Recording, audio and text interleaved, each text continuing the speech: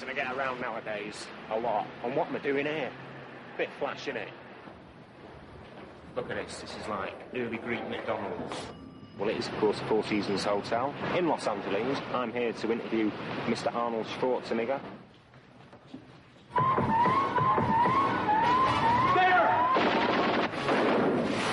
My development in my career was slow and systematic. You know, it started out when I retired in 1975 from bodybuilding championships, winning the Mr. Universe contest, Mr. Olympia, Mr. World, and all those titles, and then slowly got into show business, and really over the last 15 years built up a career.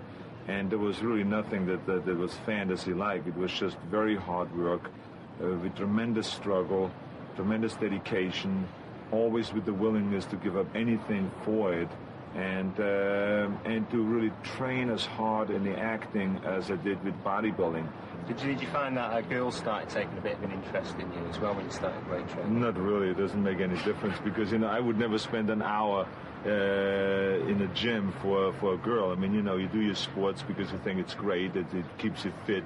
Maybe the side product of the whole thing is that women are interested in you and find it sexy. Some do, some don't. But, I mean, I would never train for that purpose.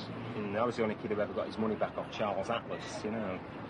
I see you almost as like the new John Wayne in a way.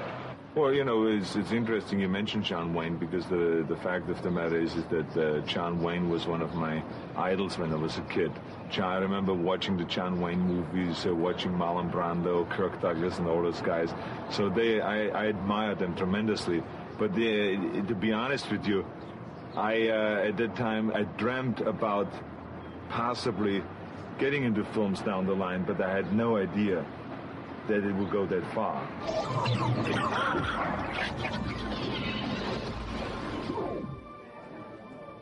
When I was a kid, I mean, I saw John Wayne films as well, but I could always see them, whereas I don't think, you know, my mum and dad would like let me go and see some guy getting a spike through his eye, much as I would have actually liked to have gone to see that. The interesting thing is that the kids go and see it no matter what. Cut. Get ready for a surprise! When my father said to me, you can't go to see this Marlon Brando movie because there's a lot of shooting going on and it's R-rated, you know, youth is not allowed to go in. And so I would go to the exit door and walk in backwards when the people came out, you know, that's how I got into the movie houses and see all those movies. Number one, for free, and number two, I could go in where youth was not really allowed. If people started doing that in your movies, you wouldn't be so well off, though, would you? Oh, I would be doing still fine. A few people sneaking in here and there. That's okay. I was quite surprised to learn that George Bush has made you, like, head of PE, you know, kind of thing for the States, to get physical education back into schools in America and everything. But I always thought that American schools would have PE on the curriculum, you know, and make everybody do it. Well, you're absolutely right that they do.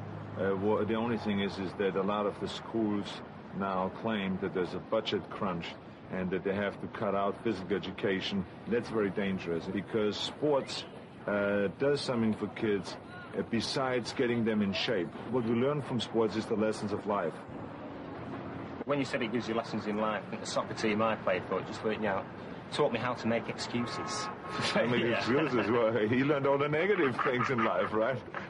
We still learn about life. That's right, sport. Yeah, we always do. But will it be an example? I mean, what will happen if some junior league football teams start lighting up cigars after the first quarter? As long as they win. No one would care, believe me. I want clay delivered alive for reimplantation. Who the hell am I?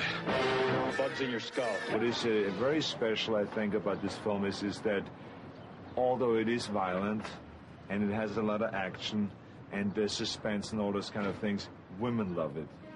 That's for making me come to Mars. Do you think women love it because the blonde girl's the baddie in this one? And normally they always say blondes have more fun, but they don't in this film, really, do they? Well, she plays, the woman you're talking about plays my wife. You wouldn't hurt me. And I believe that she is 8 years married to me and I have this happy marriage. But the fact of the matter is that it's quite different. After all, we're married. Consider that a divorce. I find out that my memory has been erased, that someone has reprogrammed my memory, and I believe that it's my wife. In reality, it's not.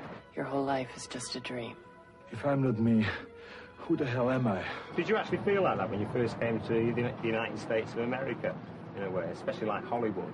Well, I felt a little bit like this, where you feel lost and you have to kind of start from the beginning, and you have to reprogram yourself, re-educate yourself, and start from the beginning, because everything you've learned up until now, except maybe your moral guidelines, you have to rework, you know, and you have to start from the beginning in many ways. So there was some of the things that I have gone through in reality, but I mean, thank God, not what I have gone through in a movie.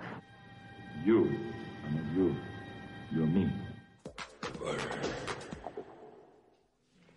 Arnold Schwarzenegger. And if you haven't seen Total Recall, brilliant film, and probably the best thing that Arnold's done so far.